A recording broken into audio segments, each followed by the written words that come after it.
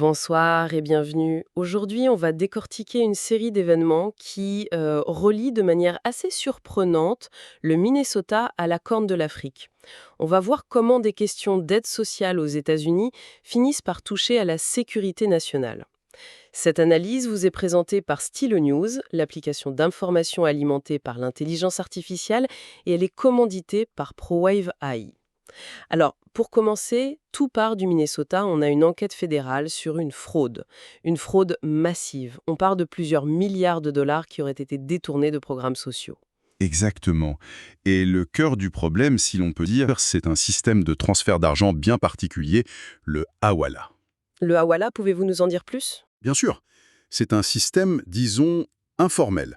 Il est basé sur la confiance sans passer par les banques classiques. C'est vraiment vital pour la diaspora somalienne qui envoie de l'argent à la famille restée au pays. D'accord. Le problème, c'est que le secrétaire au Trésor américain, Scott Bessent, a lancé une enquête.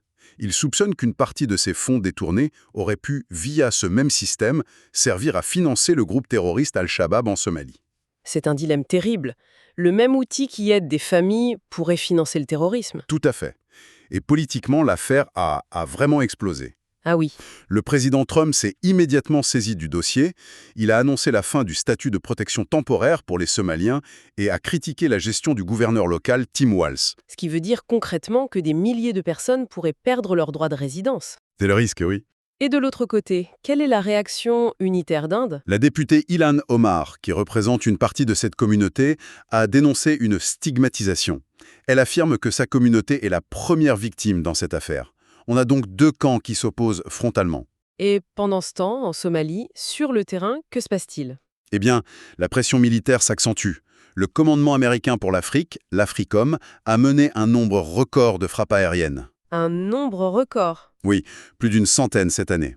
Elles visent des groupes affiliés à l'État islamique et bien sûr, Al-Shabaab. Et ces frappes, est-ce qu'on en connaît l'efficacité réelle? C'est toujours la grande question. Mais au sol, il y a des succès.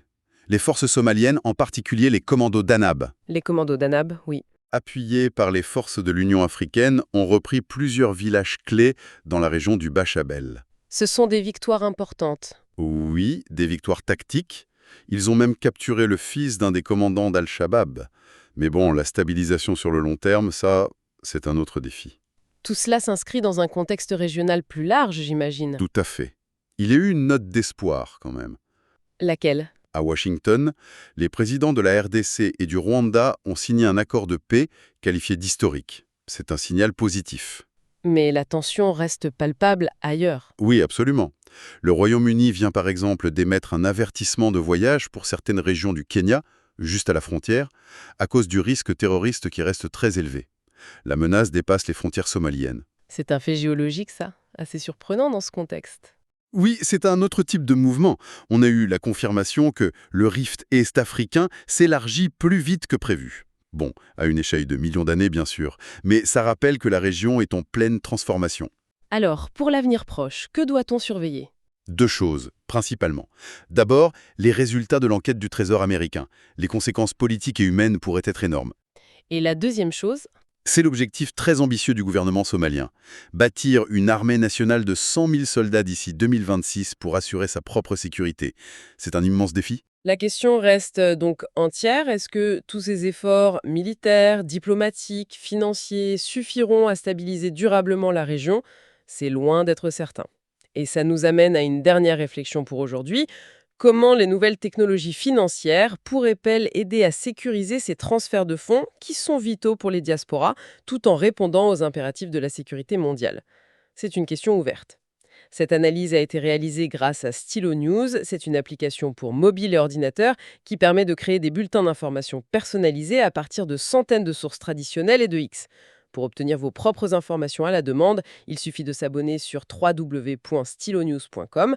Merci de nous avoir écoutés. Si certains sujets vous intéressent pour de futures analyses, n'hésitez pas à nous le faire savoir. Et puis suivez Stylo News sur vos réseaux sociaux préférés pour rester informés.